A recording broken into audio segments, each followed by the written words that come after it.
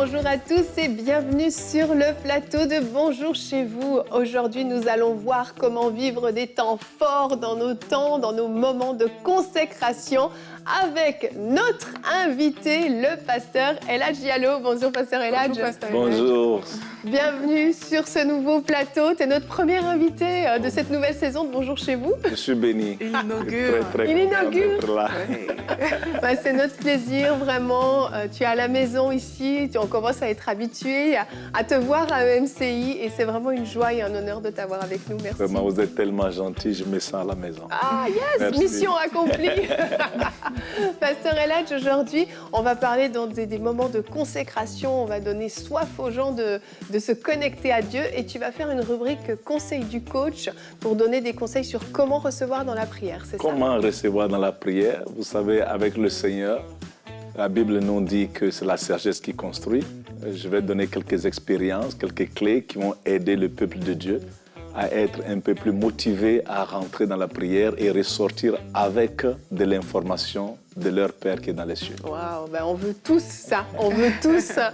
Et pour ceux qui ne te connaissent pas encore, je vais quand même juste rappeler que tu es donc pasteur de l'église Crosspoint à Calgary, c'est ça? Calgary, il faut que je le dise bien, mais à Montréal aussi. Exactement. Oui, bien sûr, je suis le pasteur principal à Calgary et à Montréal. Waouh. Crosspoint. Donc tu navigues entre les deux villes, un homme occupé. On fait le mouvement chaque 2 semaines.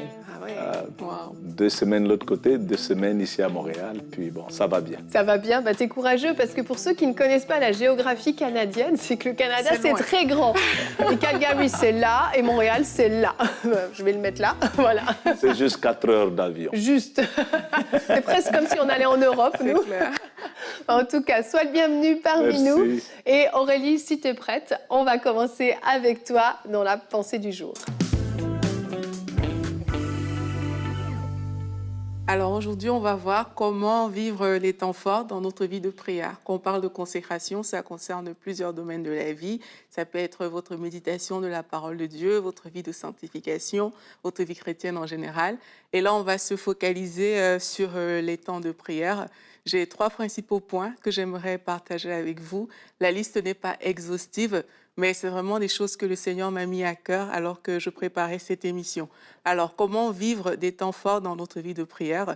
La première chose que je veux vous partager, c'est de ne pas chercher des sensations. C'est de ne pas chercher ce moment fort, justement, mais de chercher Dieu lui-même. Il y a des personnes qui confondent les sensations avec la présence de Dieu. Les sensations, c'est quoi? Parfois, c'est trembler, c'est tomber, c'est crier, c'est pleurer. C'est des choses intéressantes, hein? Oui, mais ce n'est pas ça qu'on doit chercher d'abord. On doit d'abord chercher la présence de Dieu. Donc, quand on parle de temps fort, on parle d'un temps où la présence de Dieu est tangible, où la présence de Dieu est là. On sait que c'est lui qui nous dirige. Ça peut être très doux, ça peut aussi être riche en émotions et en sensations, mais ce qui compte, ce n'est pas la sensation, c'est vraiment que Dieu soit là. Et c'est quand Dieu est là que là, on peut dire qu'on a vécu un moment fort.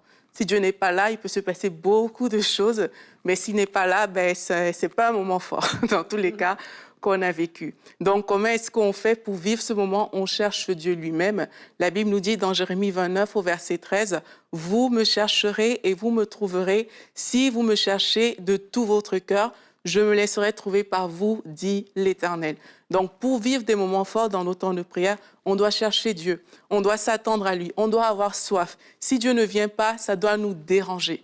On ne peut pas juste passer du temps comme ça dans la prière et puis on passe à autre chose. Il faut vraiment avoir cette attitude où tu te dis, Seigneur, si je ne te sens pas, si tu n'es pas là, ça me dérange. Je ne peux pas juste être OK avec ça. J'ai besoin que tu sois là. Il faut également faire de Dieu notre délice. Ça veut dire quoi? Ça veut dire désirer Dieu d'abord plus que toutes les autres choses. Désirer Dieu plus que le tremblement, plus que les pleurs, plus que tout ce que vous considérez comme des moments forts. Il faut d'abord désirer Dieu plus que toutes ces choses-là et ne mettez pas vos besoins, vos désirs personnels au-dessus de Dieu. Quand Dieu sent qu'il est désiré quelque part, sa présence descend. Et quand sa présence descend, là, le temps fort est garanti. La deuxième chose qu'on peut voir ensemble, c'est d'avoir un cœur sincère. La Bible dit que si, on l'a lu tout à l'heure, si vous me cherchez de tout votre cœur, je me laisserai trouver par vous. Donc, vraiment que dans votre cœur, Dieu sente que vous le recherchez en fait. Ici, l'idée, c'est de ne pas venir avec tout ce qu'on a appris, tout ce qu'on connaît, notre expérience. C'est de venir avec Dieu, devant Dieu simplement, pour dire, Seigneur, voici mon cœur. Je ne cherche pas à être parfaite, je ne cherche pas des formules, mais c'est toi que je cherche, Seigneur Jésus-Christ. Quand on lit les psaumes, on voit David, il exprimait juste son ressenti devant Dieu. On peut voir que certains psaumes sont très, très beaux, mais c'était juste des choses qui sortaient de son cœur, ce n'était pas des choses calculées. Donc l'idée ici, c'est de se dire, Seigneur, dans mon cœur, je te cherche. Toutes les formules que je connaissais, je les mets de côté parce que c'est toi qui comptes. Et la dernière chose qu'on peut voir rapidement, c'est de s'ouvrir pour vivre des choses nouvelles avec Dieu. Et quand je dis s'ouvrir pour vivre des choses, mais s'ouvrir aussi pour recevoir des choses. Et là, le rôle du Saint-Esprit est déterminant. Ici, il faut demander à l'Esprit de Dieu de nous conduire, il faut demander au Saint-Esprit de nous diriger, d'être là. Et aussi, j'ai envie de dire, il faut s'ouvrir dans le sens que, au lieu de rechercher les choses qui vous concernent, recherchez les choses qui concernent Dieu, son royaume, sa présence. Et là, vous allez voir que la présence de Dieu est là, ça descend parce que c'est lui qu'on a mis au devant. Il faut être flexible entre les mains de Dieu et préférer sa présence à toutes les autres choses. Donc, comme je vous ai dit, pour vivre des temps forts avec Dieu, c'est quand Dieu lui-même est là et quand Dieu est au contrôle, là, le temps fort est garanti, tout simplement. Amen. Merci Aurélie. Et j'enchaîne tout de suite avec notre verset du jour qui vient parfaitement s'associer à cette pensée. Le psalmiste a dit au chapitre 73 et au verset 28, « Pour moi, mon bonheur, c'est de m'approcher de Dieu. » Tout simplement de s'approcher. C'est vrai? Ouais. Oh, wow. C'est un hasard, mais ça tombe très bien. Et je me souviens, un des temps les plus forts que j'ai passé dans la présence de Dieu, c'était même au début de ma vie chrétienne et j'ai été extrêmement surprise. Je partais me coucher normalement et je faisais une petite prière avant de dormir. Et là, je sens vraiment l'appel du Saint-Esprit à me mettre à genoux au pied de mon lit. J'ai simplement obéi, commencé à prier en langue et j'ai été tellement saisie par le Saint-Esprit que j'ai été littéralement plaquée au sol et je me suis retrouvée à intercéder pour une personne que je ne connaissais même pas. C'était surnaturel. Et ce qui m'a marquée dans ce moment-là, c'est que j'ai réalisé que si je n'avais pas été obéissante à cette petite voix du Saint-Esprit, ce petit appel à juste aller me prosterner au pied de mon lit, je serais passée à côté de ce moment-là. Et pour vivre des temps forts dans la présence de Dieu, dans la consécration, je pense qu'une des premières choses, c'est être capable d'entendre son appel et d'y répondre, de mettre du temps à part en fait pour se consacrer justement. Parce que finalement, si on donne 10 secondes par-ci, 20 secondes par-là à Dieu, on n'a même pas l'opportunité de vivre. Combien de fois Dieu nous appelle et on ne répond pas à cet appel? Et Dieu fixe des rendez-vous avec nous parce qu'il veut qu'on vive quelque chose justement avec lui dans sa présence et ça va demander de l'obéissance aussi. Wow. J'aime un peu, comme tu le dis, et Aurélie l'a mentionné, les moments forts de consécration où avec le Seigneur, ça prend d'abord la présence du Seigneur. Ouais. J'ai aimé l'emphase que tu as mis sur, ce n'est pas les émotions, ce n'est pas tomber à terre ou crier. Avoir des frissons. Avoir des frissons, je veux sentir, mais plutôt un acte d'obéissance, juste marcher par la foi. Oui. Si le Seigneur est là, on a des moments forts. Oui. S'il n'est pas là, peu importe le tralala autour, c'est juste vraiment des tonneaux, mais il n'y a pas de substance ou des nuages sans eau. Exact, exact. C'est vide et c'est pour ça même d'ailleurs que c'est très intéressant. Hein, quand dans la pensée, je dis il faut être flexible, ça veut dire que, comme tu disais Evelyne, le Saint-Esprit doit être capable de te réveiller à n'importe quelle heure et tu dois obéir. C'est comme ça que tu vas vivre un temps fort avec lui. Oui. Le Saint-Esprit doit être capable de te dire va lire la parole à tel endroit. C'est comme ça que tu vas vivre quelque chose de fort. Parce que c'est plus toi qui compte à ce moment-là. Et en tant que personne qui aimons le Seigneur, on doit apprendre à préférer les temps avec Dieu plutôt que d'autres choses. C'est ça. Parce que parfois, on préfère notre quotidien. Notre quotidien est bien rempli, mais les temps avec Dieu, ils viennent un peu comme ça. On peut les placer à gauche, à droite, mais on doit apprendre à intégrer ces choses dans notre quotidien et réserver à Dieu une place spéciale, tu vois. Comme Seigneur, ça c'est notre rendez-vous, on est ensemble. Et là, tu vas voir que c'est vraiment une relation qui se crée entre toi et Dieu, c'est une relation d'amitié, c'est une relation d'amour. Oui. Et dans cette relation, de la même manière qu'avec tes amis, vous vivez des choses extraordinaire, tu vas te retrouver comme ça en train de vivre de belles choses avec Dieu. Tu pourras dire, ah, mais voici ce que j'ai ressenti dans mon temps de prière, voici ce qui s'est passé, et peut-être qu'il y aura des frissons, peut-être qu'il y aura des cris, parce que parfois la présence de Dieu est tellement forte que ça nous secoue. C'est sûr. Mais c'est pas ça qu'on cherche d'abord. C'est lui qui intéresse à ce moment-là, et c'est comme ça qu'on peut vivre un temps fort. Quand c'est pas lui qui intéresse, quand c'est le besoin qui compte beaucoup plus que lui, quand c'est, OK, je vais être guéri, c'est ma guérison qui compte, quand c'est ton besoin est supérieur à la volonté que tu as d'être dans sa présence, mais là, tu es encore au niveau de tes besoins. Ouais. Mais il faut apprendre à dépasser le besoin pour aller vers lui. Le verset du jour, pour moi, m'approcher de Dieu, c'est mon bien. C'est que tu dépasses tes besoins naturels, les choses que tu peux considérer comme très bien, et puis tu dis, Seigneur, ces choses-là devant toi, ça ne vaut que dalle, quoi. Oui. C'est toi que je cherche et c'est toi que je veux. Vraiment, je pense que vraiment à la maison, je ressens le besoin de vous encourager à dire au Seigneur vraiment, apprends-moi à être plus sensible à ton appel, en fait. Et de manière générale, le matin, quand vous vous réveillez, dites, Seigneur, si aujourd'hui tu veux que je me mette à part à un moment donné, peut-être prenez votre Bible avec vous au travail, vous ne savez pas si le Seigneur vous pousse à un moment donné à prendre une petite pause pour aller lire votre Bible. Je ne vous dis pas de lire votre Bible sur votre lieu de travail, je précise. Mais petit à petit, on développe cette sensibilité en fait à la voix du Saint-Esprit qui nous appelle, qui nous attire à lui. Ouais. Et petit à petit, on va être suffisamment sensible pour arriver, tu nous parlais de se faire réveiller la nuit, par exemple, pour aller vivre des temps de prière, au point où dans notre sommeil, on entend son appel et on est capable d'y répondre. Ouais. Ça, c'est qu'on a développé cette sensibilité à sa voix. Oui, vraiment. Je me rappelle d'une histoire personnelle. J'étais vraiment en train de prier, puis j'avais mes agendas bien réglés avec ma liste de points de prière. Et comme on dit, j'étais en feu. Right? Beaucoup de force et puis vraiment émotionnel à tout le monde. Je sentais que le royaume des ténèbres tremblait. Et après quelque temps, j'ai entendu une voix, le Seigneur m'a parlé, puis il m'a dit, mais arrête de crier. Pourquoi est-ce que tu ne joins pas mon programme? Ah oui. En d'autres termes, il faut avoir cette sensibilité d'être ouvert, malléable à quelque part, pour dire, Seigneur, bon, je suis venu avec mon agenda, mais je suis ouvert à pouvoir le déposer de côté et embrasser ton agenda. Donc, encore une fois, cette sensibilité de savoir qu'il y a l'Esprit Saint qui est là, qui nous guide même dans l'aventure de la prière, pour que Dieu puisse permettre nous utiliser à accomplir son dessein sur la terre. Ouais, et c'est valable même pour la méditation de la parole. Donc, moi, je sais que quand j'ai commencé à lire la Bible, non pas avec le regard de « oui, mes promesses et tout, voici ce qui m'est réservé », et j'ai commencé à dire à Dieu « Seigneur, je veux connaître ton cœur au travers de la parole ». C'est ça qui m'intéresse, mais j'ai eu des révélations incroyables, des choses que... Avant, je lisais la Bible, mais que voilà, je ne comprenais pas forcément. Mais j'ai remarqué que quand ton intérêt se porte sur Dieu, en fait, c'est comme si c'est un champ ouvert devant toi pour vivre des choses incroyables avec Dieu. Mais tant que ton intérêt reste à ton niveau, ça reste sur tes besoins, les choses de la vie que tu veux voir, mais là, il te manque quelque chose. Et quand j'ai commencé à prendre la parole de Dieu, tu lis par exemple « Approchez-vous du trône de la grâce avec assurance », tu lis un verset comme ça, tu sais que toi, tu manques d'assurance dans ta vie de prière et commencer à prier sur ces choses qui sont bibliques. Seigneur, je veux m'approcher de toi avec assurance. Apprends-moi à faire cette chose.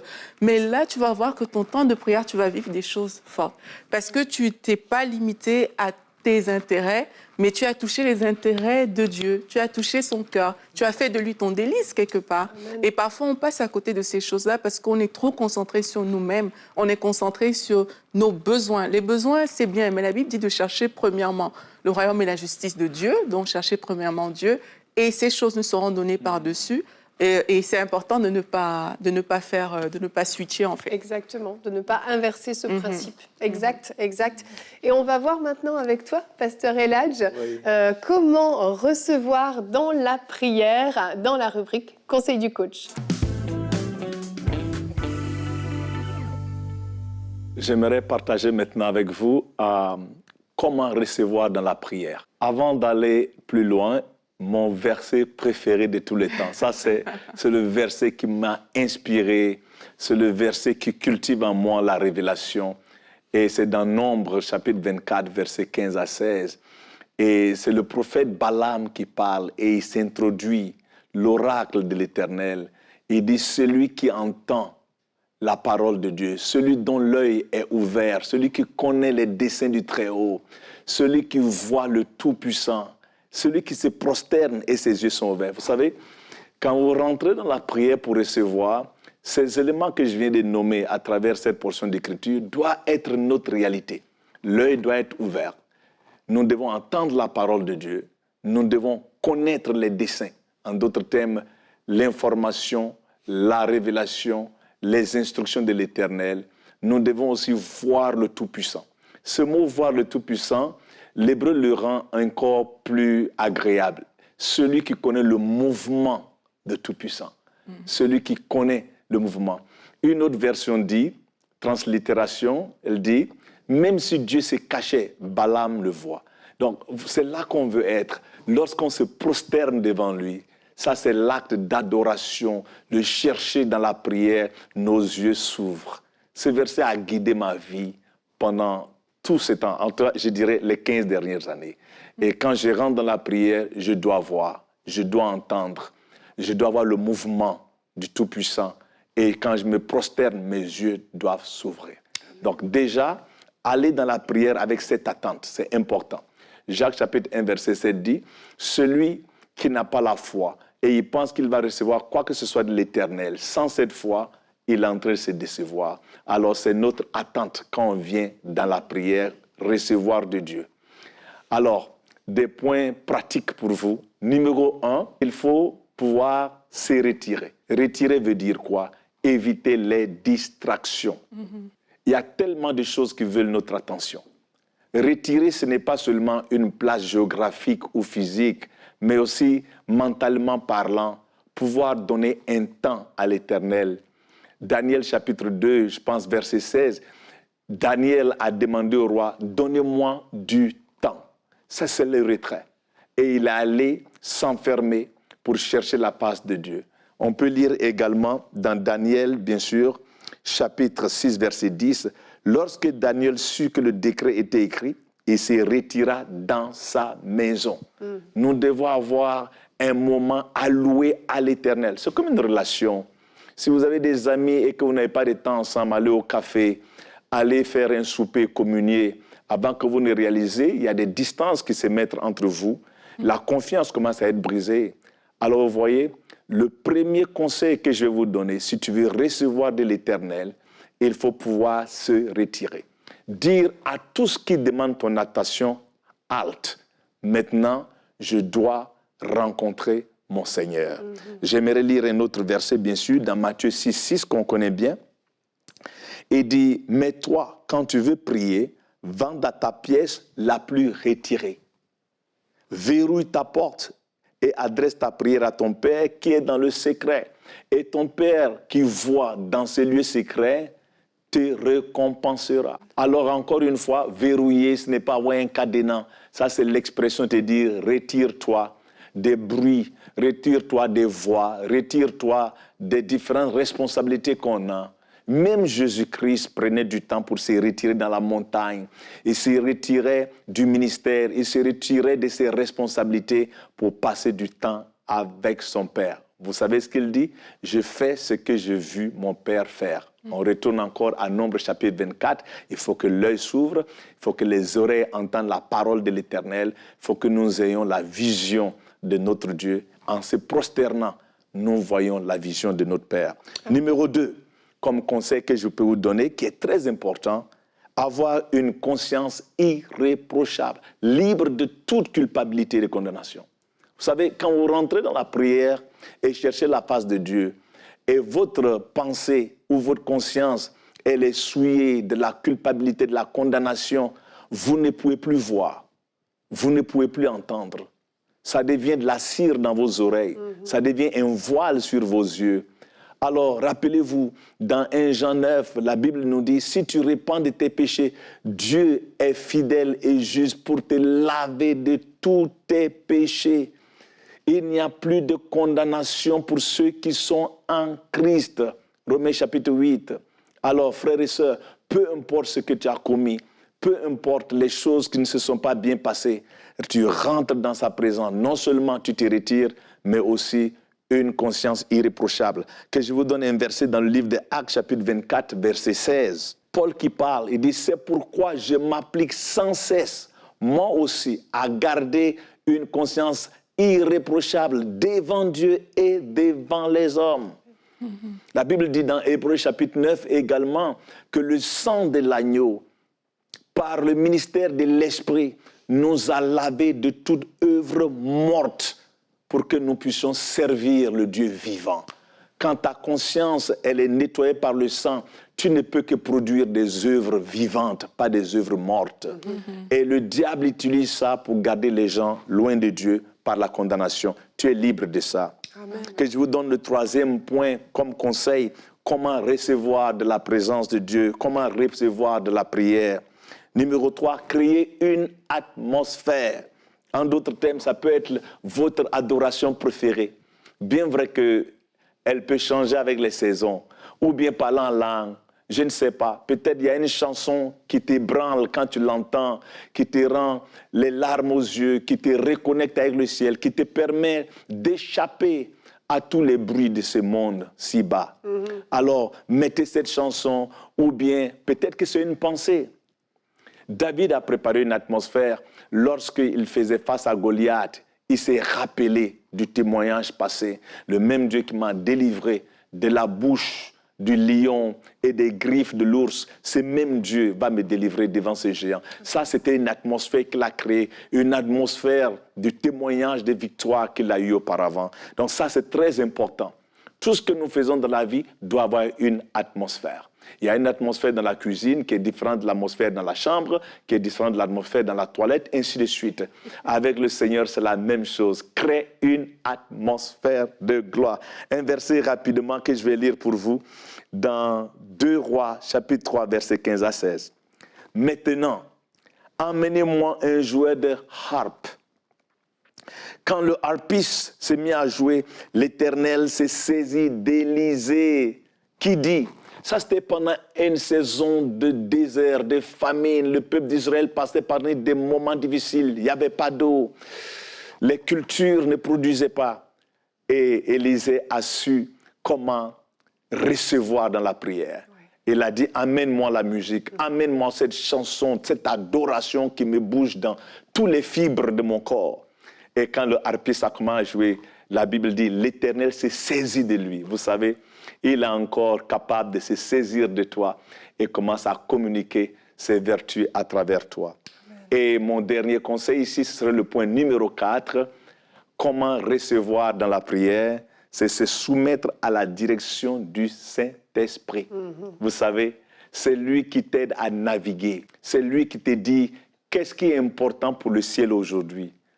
Comme je dis, je pars dans la prière avec tous mes points 1, 2, 3, 4, 5, 6.